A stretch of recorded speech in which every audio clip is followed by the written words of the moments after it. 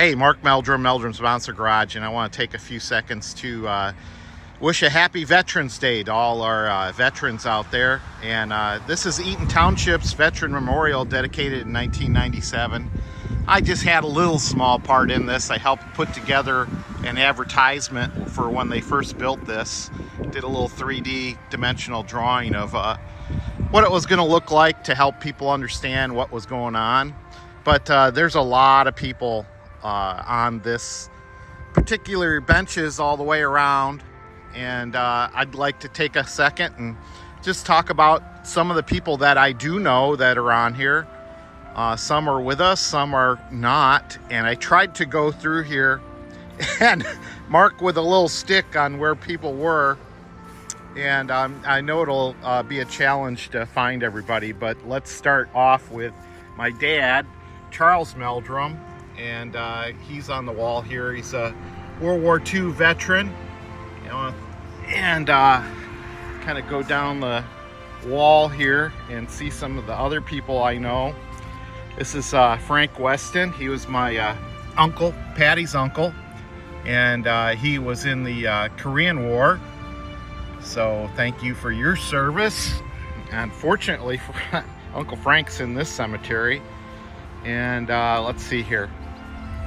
I'm sure you see some of your family members as I walk down through here if you live in Eaton Township. And here is Frank's son, Russ, and he was another, Uncle Frank lived right next door, and then Russ lived right next door to Uncle Frank. So it was fun growing up. We had all three houses right next to each other for Josh, because he got to see his uncles and his cousins every day, and they took care of him.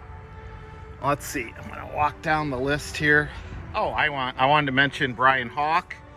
He's right here, and Brian was a schoolmate of mine, ended up on a B-52 for some times, and I always see him post on Facebook, and I always like to see his memories on Facebook. And growing up in North Eaton, I was on Reed Road, and Lawrence Weber was our next door neighbor, and he was a veteran. Okay, here's another special person. I'm going to tell you a story about him. Bernard Bateman. He was on the USS Indianapolis during World War II. And if you recall your history, the USS Indianapolis was sunk by a torpedo, and it was carrying parts for the nuclear weapon. Well, actually, it delivered the parts, completed its mission, and it was on its way home when it was sunk by a torpedo. And all the servicemen, including Lou, kind of floated out in the water for quite a few days. And there's a movie about this. And he survived. PBY found his group in the ocean, floating around for, I want to say it was 12 days. But they survived shark attacks, and if you recall from the movie Jaws, they even mentioned the USS Indianapolis. But wow, he was a tough dude. He worked in the steel mills. He lived right next to us when I was growing up, and wow, what a story. It's hard to find a rhyme or reason on here, but I found my father-in-law on here, and Robert Lynch right there, and Dad just passed away this year.